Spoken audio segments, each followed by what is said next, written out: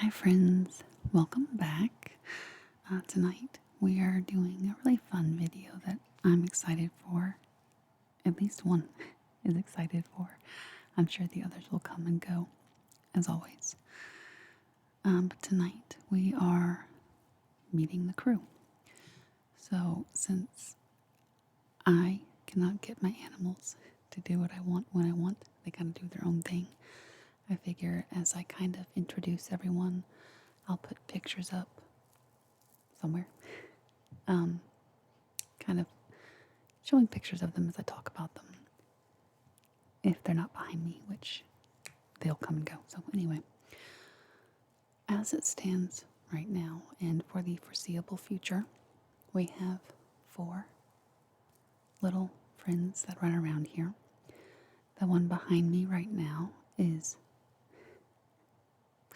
his name is Houdini. I was thinking about all of our other animals we've had before, but this is Houdini. I know him well. Max is over on the bed across the table from me right now. He's the brown and white one that comes and goes, dog. The one cat that's usually up here is named Sawyer.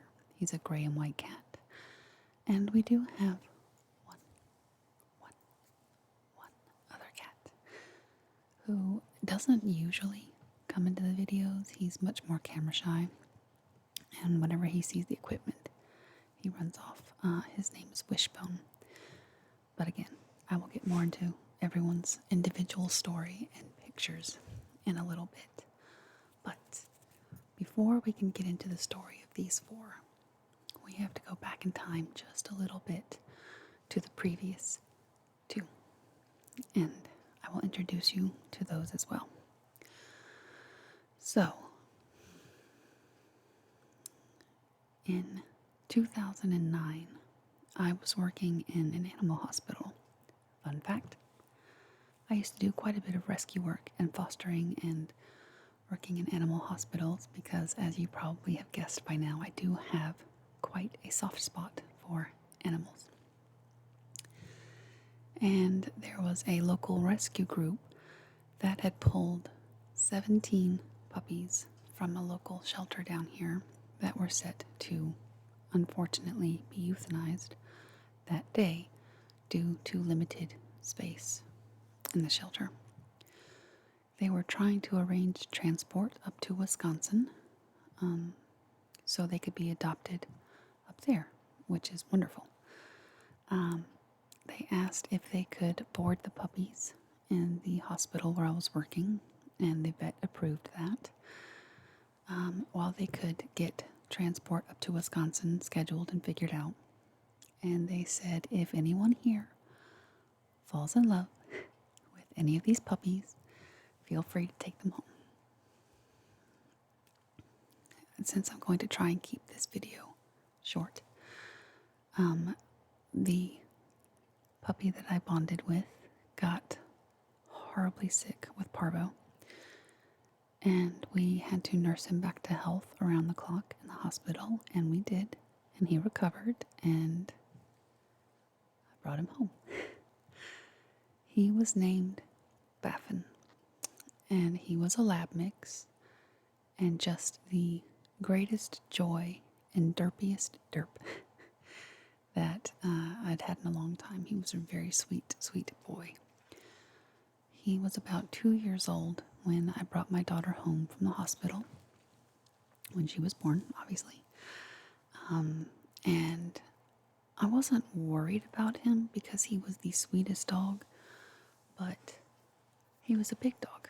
At the time, he weighed about 65 pounds, and being a lab mix, he still had, even though he was 2 years old, enormous puppy energy and puppy craziness, as labs tend to do for quite a while. So that I was a little bit worried about, but I knew he was a great dog. And the second my daughter entered this house, after she was born, he was her dog. He was her shadow. He was super calm around her, extremely gentle. She could do absolutely anything to him. Now, that being said, always supervised, always well directed and taken care of, all of the common sense stuff. But he was completely wrapped around her finger. He would follow her around. She would use him as a little steadying tool when she was learning to walk. As she got older, he started sleeping in her room every night. Wherever she was, he was, forever. Unfortunately, he ended up passing away, I think it was in 2002, so fairly recently. So, after he came into our lives, in, I guess, I don't know when it was when we adopted Delilah. I guess it was 2011. My husband and I at the time, I was married, he and I went into a PetSmart when we were visiting family out of town. And there was a dog that was with a rescue group. They were doing an adoption event. And it was literally from like the movies. Our eyes met from across the room, and that was it. It was love at first sight. She was a border collie, and she had been turned in from her previous owners to a local shelter where my family lives for being aggressive. Now, if you're not familiar with border collies, they have extreme intelligence and quite a bit of energy. So they have to be worked or exercised extensively, like every single day, or they tend to get a little crazy, honestly. And so she sat at the shelter for 6 months, and then the shelter contacted the rescue group to pull her out because that is not an environment long term. I mean, it's not an ideal environment for any animal ever, but unfortunately it is necessary, especially here. But the shelter contacted the rescue group to get her out of that environment, and she thrived in a foster home. And she was fine in the shelter, but again, a foster home is always preferable. So anyway, the rescue got her in a foster home, and about 2 months later was when we found her and brought her home. And right away, she fit in with our house. We had 5 other dogs at the time. It was a lot, but she had no issues. She, again, was extremely intelligent. But as time went on, our older dogs passed away, and then it was just down to Delilah and Baffin. And by that time, I was single. I had my daughter. It was the 2 dogs, and things were fine. It was happy. It was a lot, but it was happy. At that point, my daughter was always a cat person. She had always desperately wanted a cat, and I am personally highly allergic to cats and dogs. I went through the allergy shots. I take 2 daily allergy pills. Hi. I'll get to you in just a minute. I know. I take 2 daily allergy pills to deal with the allergens, but I can't imagine my home without an animal, at least one in it. So after my divorce was settled, I told my daughter we could get 1 cat. 1. And so we talked for a little while about the differences in having a cat and a dog and what that meant, because by the time my daughter, I think, was 7 or just about to turn 7. And, okay, go sit down. Go sit down. Yes, you go, boy. So, obviously, there was a big difference for her in having a cat and a dog. Mostly, I needed her to be very careful, and myself as well, whenever we opened exterior doors to the house, because I didn't want them running out. All of our animals are inside animals. I personally feel very strongly about that, but everyone is different. So we had a lot of talks about responsibility and that kind of thing. And said she was fine with it. Again, she's a child, so. Anyway, again, we went to PetSmart one day and just happened to walk past the cats that were there and up for adoption. And one cat in particular, there was already a few people there looking at them, but as soon as my daughter walked up, one cat paid attention to her and only played with her and only. So I told her, your cat has chosen you. Let's, go see if we can talk to one of the volunteers here and meet him and spend time with him and see what we can do to bring him home. As the volunteer, I don't know if you're familiar with PetSmart, or maybe not all PetSmarts have this, but the one that we were in had like a little room offset to where the little adoption area was to meet the cats and get to know them individually. And so they were getting the little room ready for us. And as they were doing that, I read the little placard they had on the front of his little cage, I guess, that he was in.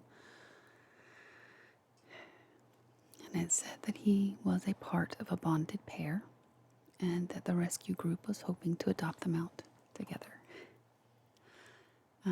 It was a sad situation. Apparently, he and the other cat were pulled from a hoarding situation. And of all the cats that were pulled out of this situation, they were the only two that survived. So, because I have worked with rescues and fostering in the whole animal field, I know how difficult it is to adopt out two together. It takes the right home, because that is obviously an additional expense, and not everyone is able to or willing to take that on. So I was like, well, we're getting one, we may as well get two. And so we got Wishbone, who was the one who chose my daughter, and his bonded brother, Sawyer. At the time, Sawyer's name was Harpo through the rescue, but we'll meet him in a minute. I'm just kind of giving the rundown. I'll go more into their personalities and personal stories in just a second. So we have now the two cats, Wishbone and Sawyer, and our two dogs at the time, Baffin and Delilah. And all was well. When I was talking with my daughter about bringing the cats home, I told her that I was planning on keeping them in my bathroom initially while they adjusted. That way they could smell the dogs through the door. My bathroom is a fairly good size because my master bedroom closet is attached to it. So they would have plenty of space to hide if they wanted to, and just kind of decompress from going from the, I'm sure, very stressful environment at PetSmart to a family home. With dogs, no less. I didn't know how they would do with dogs, or frankly, how my dogs would do with cats. I was pretty confident that my dogs would be fine since I had done so much foster work, but you never know. So I didn't want to risk anything. So every time I bring a new animal in, I have my Alexa. I'm hoping I didn't trigger anybody's echoes, but I have my Alexa play classical music in whatever room I keep them in while they kind of decompress and adjust. And classical music truly does make a big difference. So for about 2 or 3 weeks after the cats came home, I had the classical music playing for them.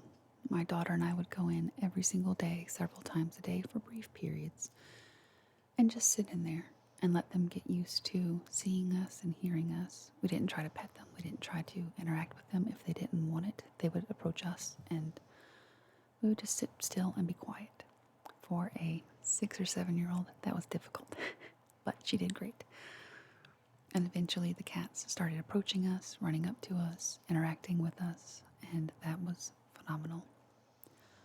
After about 2 or 3 weeks, I let them come into my room. Since my bathroom is attached to my room, I opened up their environment a little bit more, kept my door closed, and then they had the run of my room and the bathroom.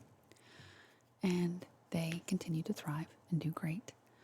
And I slowly started introducing the dogs to them. And of course, my dogs were fine. There was not an issue whatsoever. They were a little, the cats were a little bit unsure at first, but very quickly, since they had been interacting through the doors for a few weeks at that point, they were fine pretty quickly with the dogs. It was never a problem. So, unfortunately, on June 9th, 2019, our older dog Delilah passed away from cancer. You know, within a few weeks, my daughter was asking, when can we get another dog?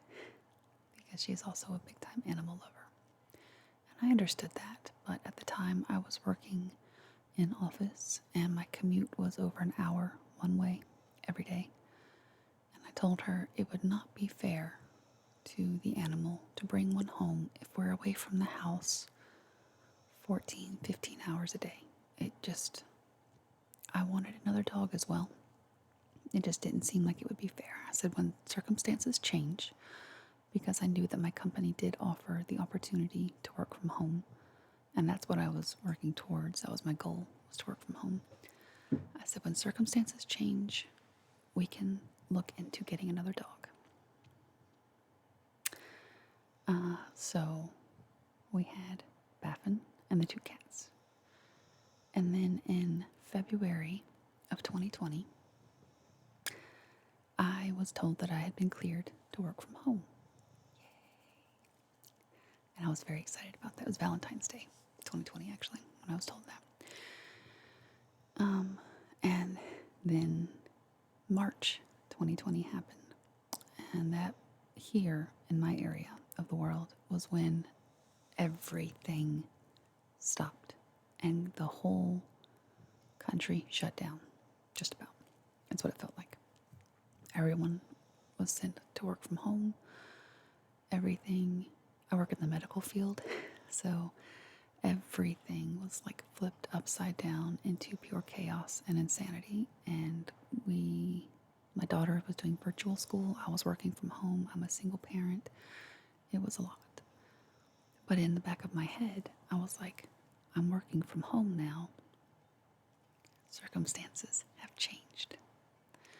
But I wanted to wait until I had a routine, until things calmed down just a little bit from the initial craziness of everything that was going on. I mean, I'm sure you remember 2020 was a pretty crazy year. So we did fall into a routine and things calmed down. So after I started working from home, pretty much right away, my cat Wishbone, and I think this is where I will take a moment to introduce him alone.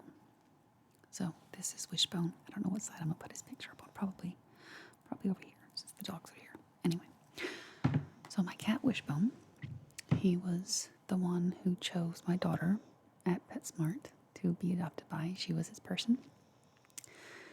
As you can see, the marking on his forehead creates a wishbone marking. When we brought him home, I didn't notice that, and we were talking about what to name him.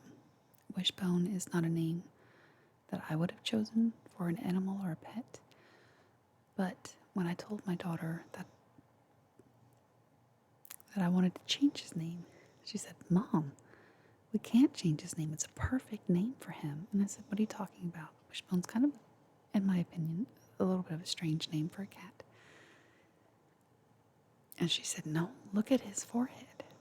Look at the mark on his forehead." And I did, and yes, it does look like a wishbone. So I said, "Well, that is too appropriate. We cannot change his name. His name is Wishbone." Because of his hoarding situation where he came from, he does have a permanently cloudy left eye.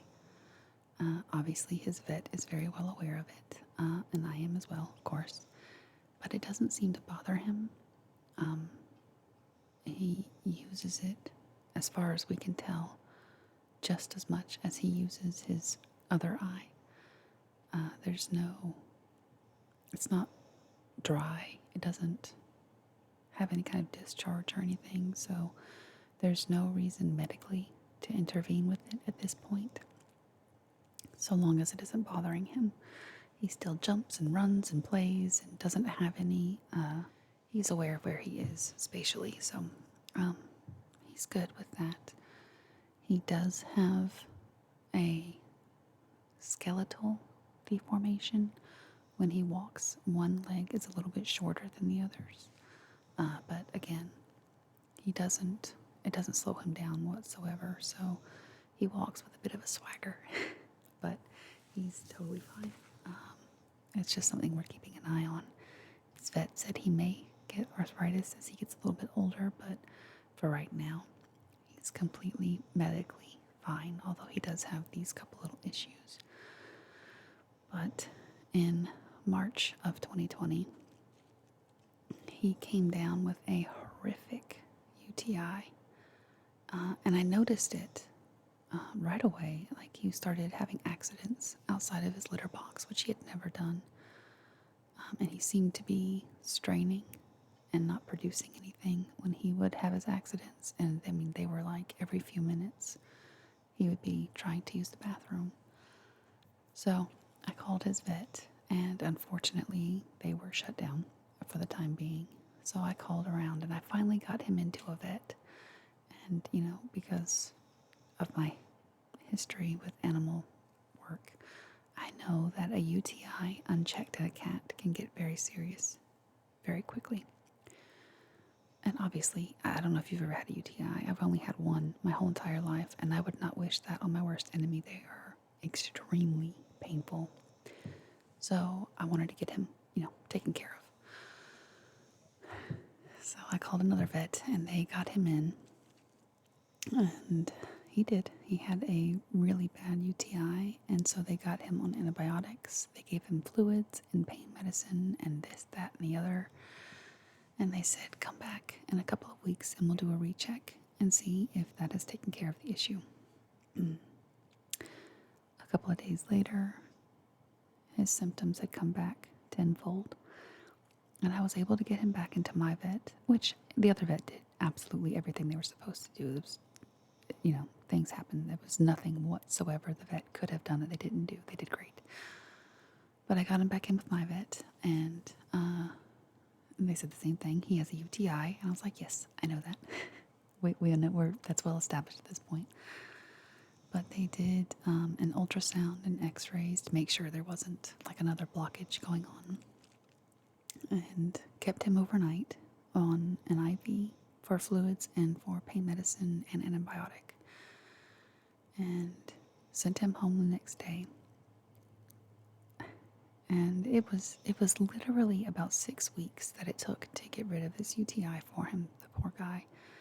They had to end up putting a catheter in and flushing his bladder out. It was a lot for him. It was very difficult. And it was honestly kind of touch and go for him for a little while. It was awful. But thankfully, he pulled through. He is now on a prescription diet that he has to have forever, which is fairly expensive, but you do what you have to. So he gets that every month, every day, forever. So that is Wishbone. He is the sweetest cat. He's extremely vocal.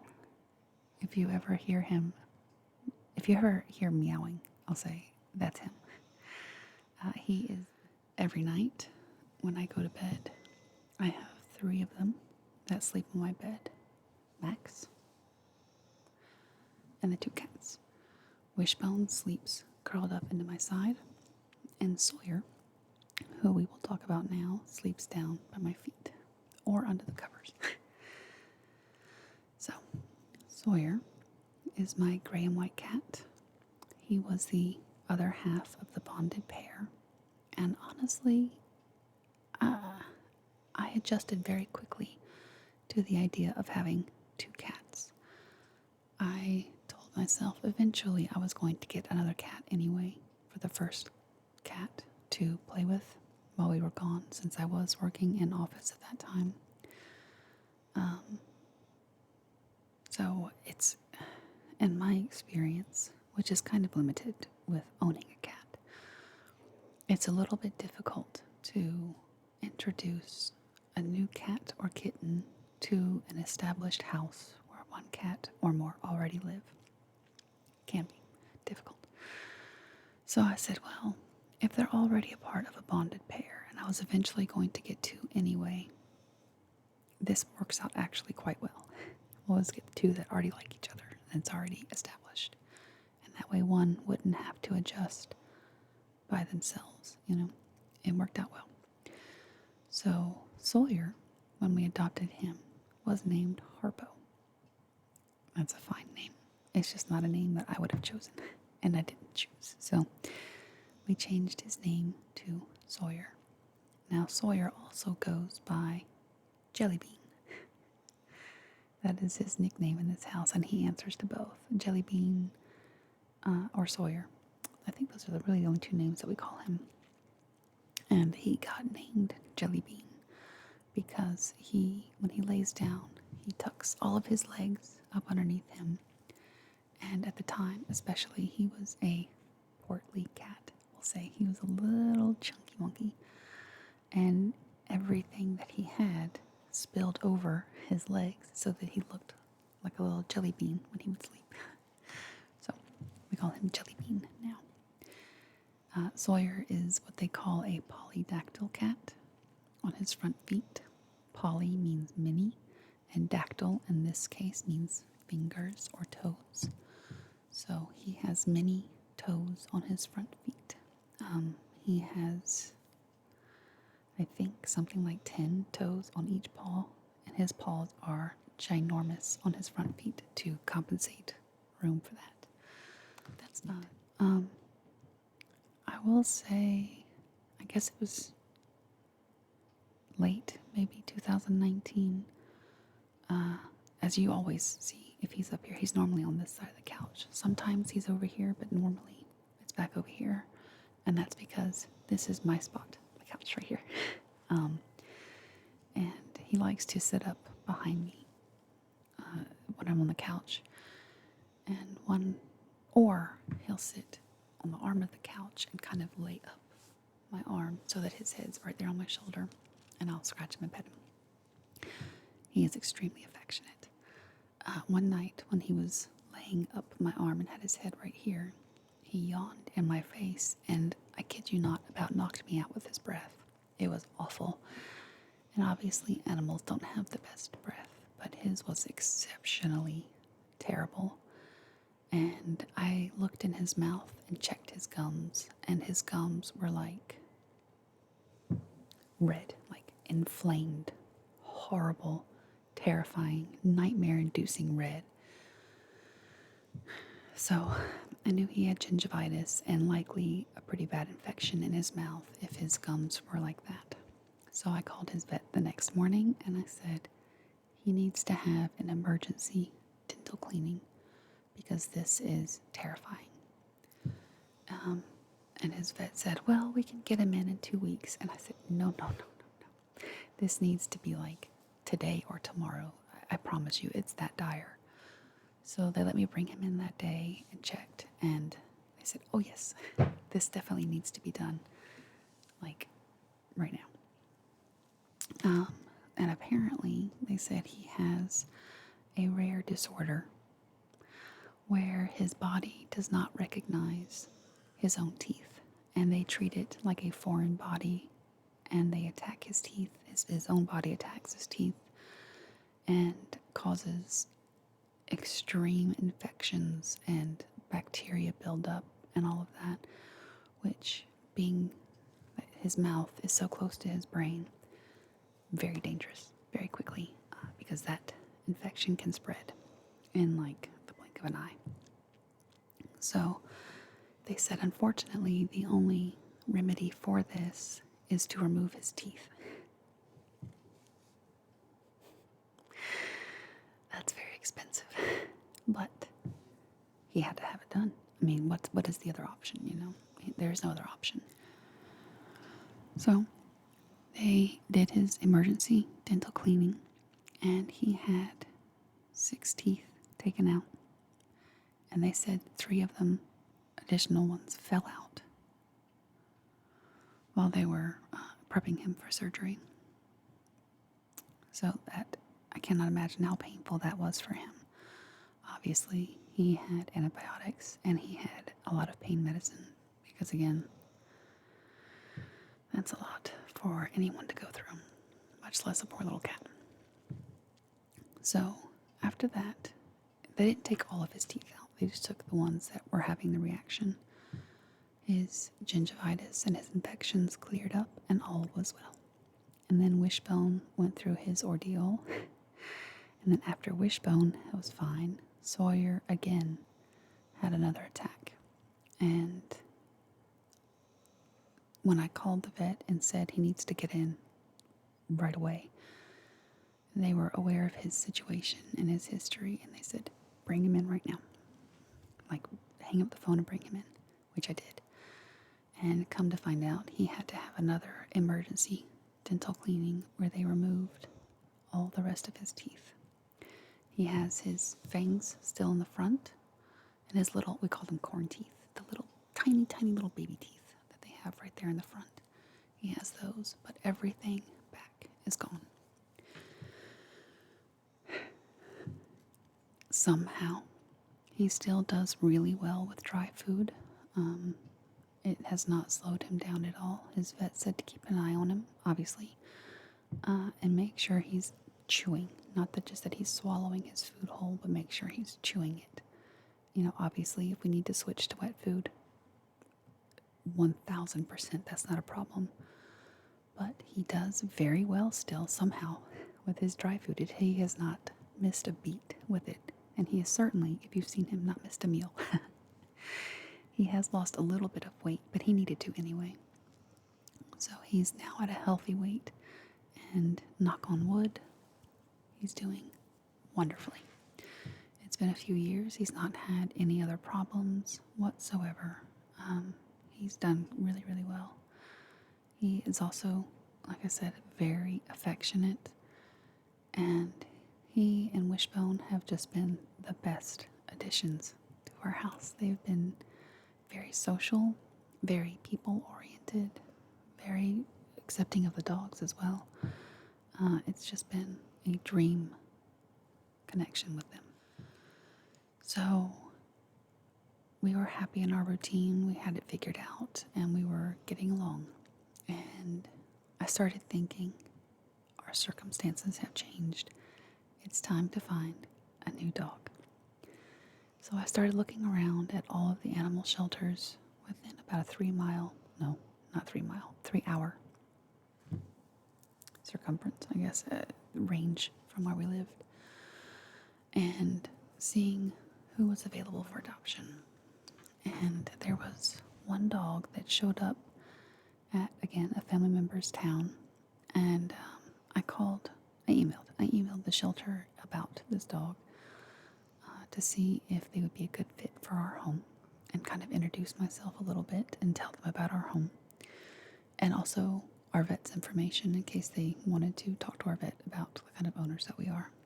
And the shelter emailed back and said, unfortunately, that dog had been adopted, but upon reviewing our information, they had another dog that they felt would be a good match for us. And they sent me his information and said that he was about a 3.5-year-old pit bull named Max. Personally, I have had pit mixes before, and I love them. They are phenomenal dogs. They can be stubborn. They are terriers. But, you know, as long as you have a good understanding of the breed and what they require, it should be fine. So I made an appointment for us to go meet him the next day. I emailed my work and said, hey, we're hoping to adopt a dog tomorrow. Can I have the day off? And they said that's fine, because again, they're phenomenal. So when I went to pick my daughter up from daycare that afternoon, I said, I have a surprise. And of course, immediately, what is it? She wanted to know. And I looked at her and I said, circumstances have changed. And she knew what that phrase meant because I'd been telling her for a year, when circumstances change, we can get a dog. Over and over again, just about every day for a year. When circumstances change, we can get a dog. So I didn't have to tell her what that meant. I just looked at her and said, circumstances have changed. And she immediately, her face lit up. She was jumping up and down and screaming and so happy. And I said, we're going from here. We're going to go to PetSmart and pick out a bunch of stuff for our new dog that we're going tomorrow to pick up. And you want to talk about having an excited little girl. She was thrilled. The whole time we were in PetSmart, she was telling everybody about her new dog that we hadn't even met yet. So we got him a whole bunch of new stuff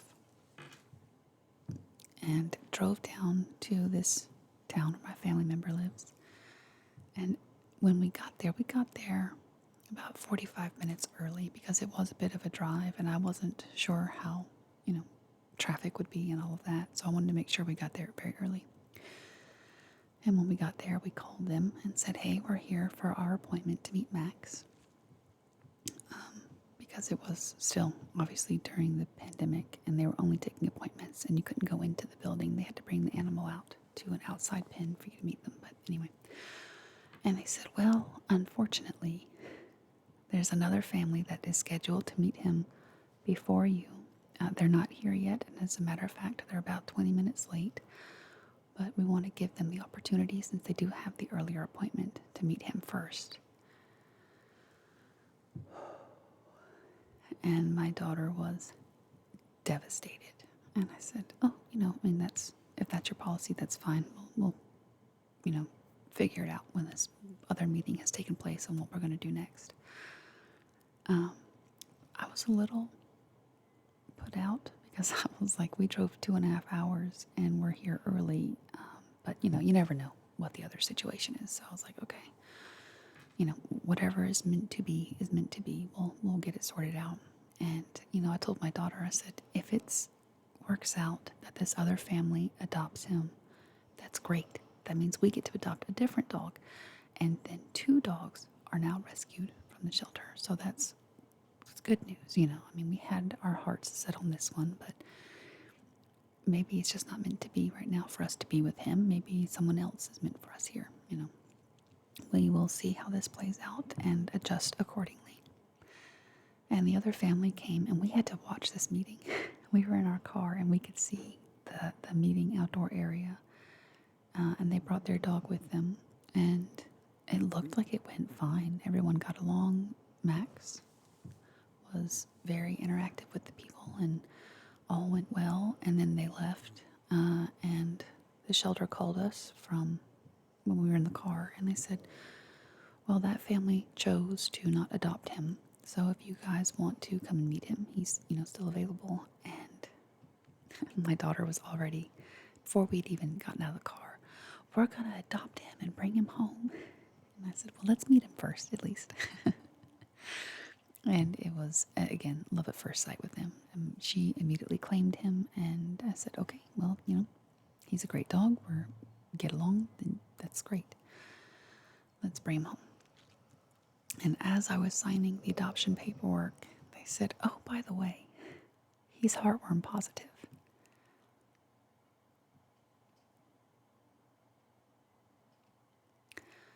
I don't know if you're familiar with what heartworms are.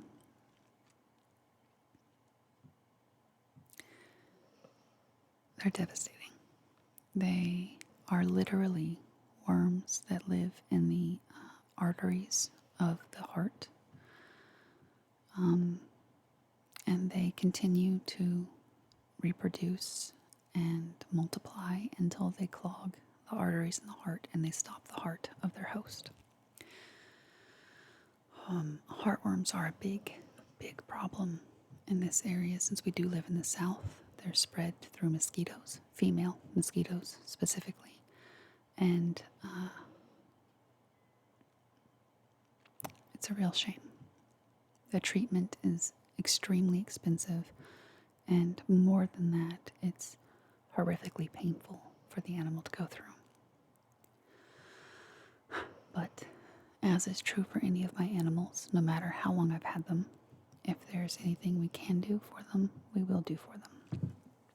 So I said, okay, that's good information. We will take him to our vet and get him taken care of. So he came home with us. As a matter of fact, before we left that town that day, we stopped at Chick-fil-A. And I had him sitting up front, Max. I had Max sitting up front with me because I didn't know this dog. I didn't know how he would be with food. I didn't want him in the back seat with my daughter while I'm driving on the interstate. Have any kind of possible issues. So I was fairly confident things were going to be fine, but you never know. So we had Chick-fil-A, and he was great. He didn't even seem to have any interest in the food, but he did step on my styrofoam cup full of lemonade. And if you've had Chick-fil-A lemonade, I was very sad because it put a hole in my cup, and lemonade, sticky lemonade, went everywhere in my car. But, if that's the worst thing that happens, it's not that bad. But he has been, well, so we get home, and again, I didn't know this dog, so I left him on his harness and his leash as we came into the house, and he had never been in a house. He was hesitant to come in through the door, but we got him inside. I had to show him how to use the stairs. He just didn't know how to work going up and down the stairs. It was a whole new experience for him. So I showed him the stairs, and then the cats came out, and he was very excited. He started barking, and he tried to run up to the cats to meet them, which, of course, the cats don't know this dog either. And they see this giant dog barking, and they ran off, which triggered his chase instinct. So he ran after them, and I had him still on his leash, so obviously he didn't get very far. But it was a concern, and I said, what are we going to do? So again, I played classical music everywhere at all times. And I knew it wasn't an aggression thing with him. I knew that right away. I could see by his body language it was not aggressive. He was just incredibly excited, which is overwhelming. And I didn't want the cats to lash out at him and then possibly trigger an aggressive reaction. So when he was inside, at all times, he was leashed to me. His leash was attached to his harness. I had it looped around on itself, so like you have the leash and then the part where your wrist goes through. The leash was looped through that around my waist. So he had maybe about a 2-foot range away from me, 24 hours a day, 7 days a week. If he was not attached to me via the leash, he was in his crate or he was outside playing. I had set up an appointment with my vet about a first week after we brought him home to get him checked out for his heartworms and just a general checkup. And 2 days after we got him home, he started shaking his head a lot, which again, because of my history, I knew meant he had an ear infection. Either one was beginning and brewing, or it was a full-on ear infection. I looked in his ears and I didn't see anything. They didn't seem to be like terribly red or any buildup or anything, but obviously I knew it was deep down in the canal and it would have to be swabbed and checked under a microscope. So I called the vet again and I said, he has an ear infection and needs to be seen sooner. And they said, oh, it should be fine for another few days. And then the next day, he continued to shake his head excessively, and he gave himself a hematoma on the tip of his ear, which is a little pocket buildup of blood from shaking his head quite a bit. And that ruptured, and every time he shook his head, it would spray. Blood would spray all over the walls and the carpet. So I called them again and I said, this has to be addressed now. And they agreed and they worked him in. And it was the same thing. It was during COVID, so the vet was not having people come in, like the owners. We had to sit out in the car and wait in the parking lot while they took the animal back, did what they had to do, and brought the animal back out. So they did x-rays on his chest to see if they could see anything with his heart. They did the swabs on his ears and addressed his hematoma. And they said he had a pretty severe case of heartworms. And they recommended doing the injectable treatment, which is it's a lot for an animal to go through. And also, bonus, he had what they called the trifecta of an ear infection. It was a fungal, bacterial, and yeast infection. And not only did he have the trifecta, he had a double ear infection. He had one in both ears. So they started him on, I guess it was an antibiotic before they did the heartworm treatment. So he had to take that, and he also had to have his ears cleaned a couple of times a day and eardrops put in multiple times a day to get that cleared up. So we did. We got all that taken care of, all while he was attached to me 24 hours a day, 7 days a week. And eventually, within about a month, he was able to sit while the cats came into the room. He would be shaking head to toe, excited to meet them, but he wouldn't charge at them or bark. He would sit quietly on high alert. His ears were up and his eyes were kind of crazy, but he was able to sit. And then eventually the cats felt comfortable enough to come up to him and boop noses and, rub up against him. And once they were able to touch, it was like a flip switched in him, and he was like, oh, okay, this is cool. They're cool. We're cool. And from then on, he has never, ever, ever had a problem. I wouldn't even say it was a problem, just an adjustment. But I wanted to set everyone up for success as much as I could. So I was very on top of making sure no one felt threatened or scared. Because this is first and foremost the cat's home, and it's his home. So they needed to figure out how to work together. So now the three of them routinely run through the house together, chase each other. It's so funny. You'll see like Max chasing Wishbone through the house and then Wishbone chasing Max back through. They genuinely get along great, and I don't hesitate to leave them alone or, pay any attention when they're running through the house causing chaos. Yeah, but Sawyer is definitely, anytime I'm sick, he will not leave my side. I have a kind of a bad back that with my sciatic nerve gets pinched quite a bit. And whenever I'm down with that, he's always right there. Always. So, again, we have Max, Wishbone, and Sawyer in the house. And Delilah. No, Baffin. We have Baffin. That's what it is. So then, unfortunately, in late 2022, our sweet Baffin passed away in the house. He was about 13 or 14, which for a big dog is pretty up there. He was always in good health, but he just passed in his sleep one night while my daughter was with her dad, and that was one of the most difficult passings that we had.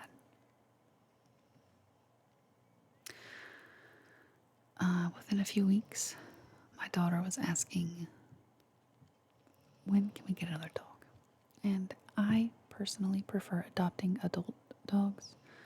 They tend to be easier to house train if they're not already house trained. They tend to learn. They have a longer attention span to learn information versus a brand new puppy. And frankly, I work from home, so puppies require a lot of attention and training. It's just like having a baby in the house.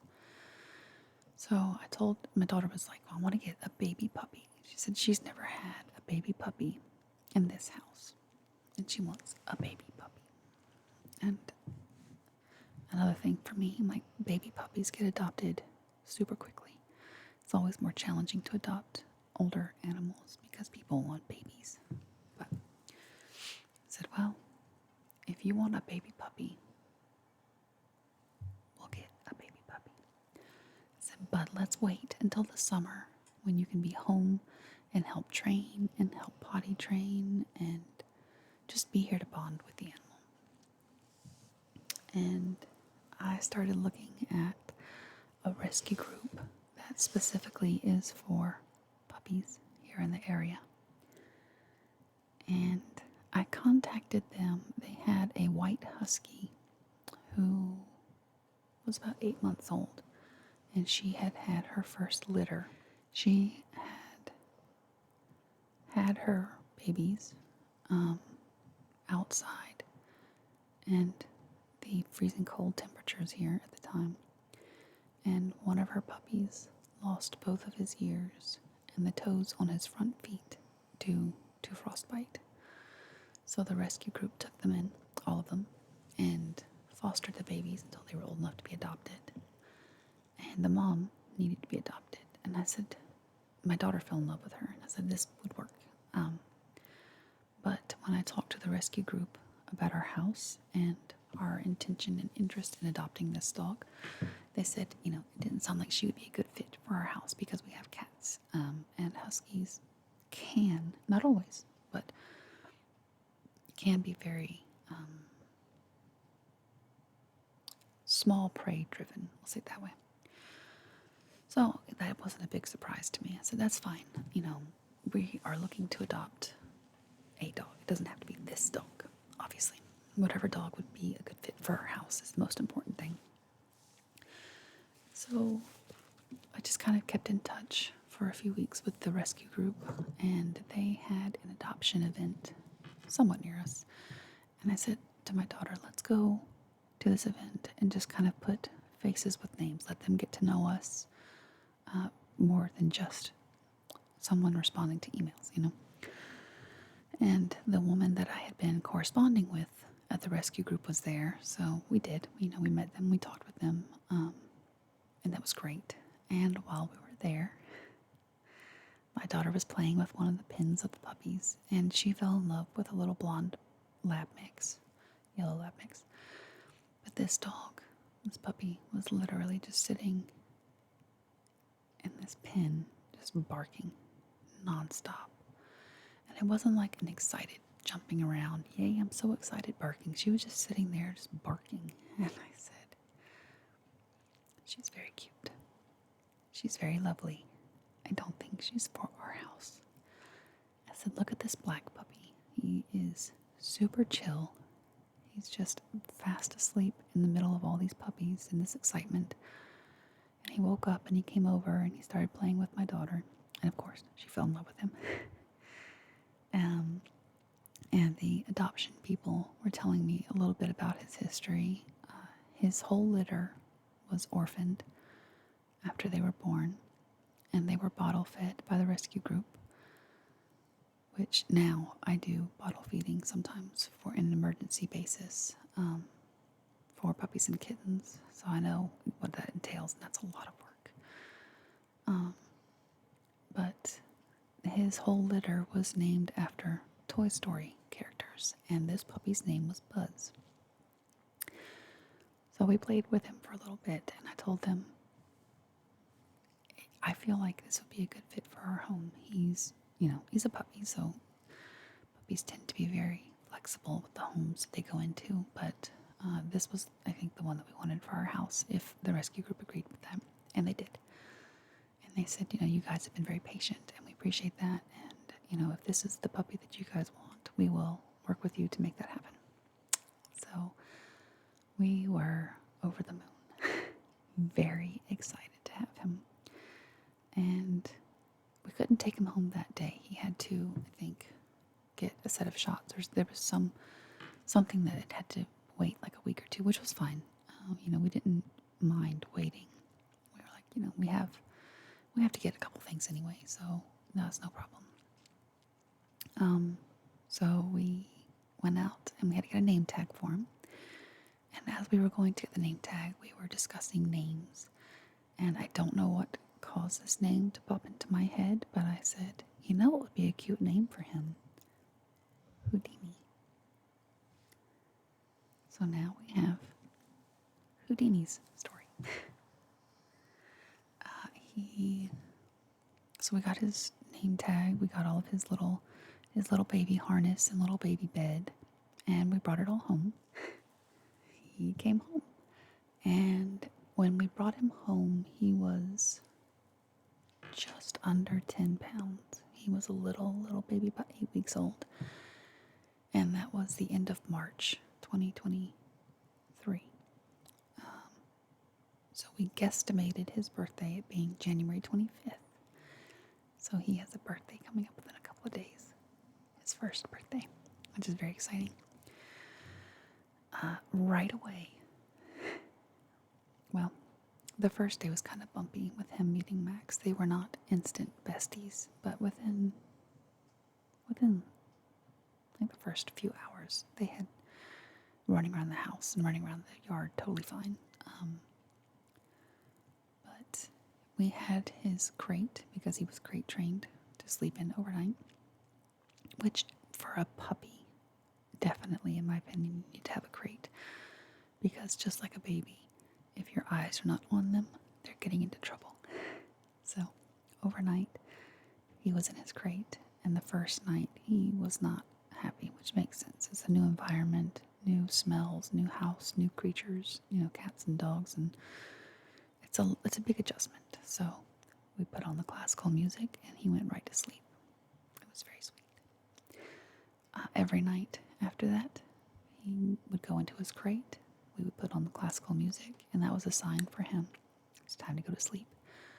For the first few weeks, he would get up in the middle of the night and have to go to the bathroom. No problem. He would let me know. So he would start crying. So I'd get up, I'd take him out, let him do his business, come back in, put him in his crate, go back to sleep. It was great. That was relatively short-lived. Within the first few months, he outgrew that and just slept through the night. But he was, from day one, the chillest puppy you've ever met. We had to have some contractors coming into the house, and he never barked. He would follow them around like, hey, we're best buddies. What's going on, bestie? He's been a really phenomenal dog. When we took him in to get neutered when he was old enough, I think that was September of 2023. It was a different vet. This was the vet that I had to go to that worked with the rescue group where we adopted him. And they met him and took him back for his neuter. And when I went to go pick him up later, they were like, we are obsessed with this dog. They said, does his tail ever stop wagging? He's the happiest dog. And I said, genuinely, he really is a happy, happy dog. He loves everybody. And he's just a great dog. And thankfully, so far, he's been medically easy. Both dogs now, of course, are on heartworm prevention and all of that. But Houdini has a few nicknames. When he was a baby, I would call him Bambino. So he would answer to Houdini. He would answer to Bambino. Now it's kind of morphed into Bamboo. I don't know why, but I call him Bamboo quite a bit. But he's really a sweet dog. He was house trained within probably 3 months. He never really had a lot of accidents, but I would say he was confidently house trained within 3 or 4 months, where I wasn't worried about him having accidents. Since I do work from home, I have a little office space that kind of funnels down to a space where I could put up a baby gate. So for the first few months during the day, I would have the baby gate up, and he would be in there with me, and totally fine, no problem. The cats kind of gave me the side eye when I brought him home, but they were bigger than he was, so they weren't too worried about it. And he's been the best dog. He's been really great. He's very quiet. He doesn't bark. Max likes to run out in the yard and bark and pick his ears up to see who responds in the neighborhood. If any dog barks back in the neighborhood, he runs to the fence and starts barking, and I'm like, that's unnecessary. But I don't let him bark. If he's out there and he's barking, I bring him back inside because that's just annoying.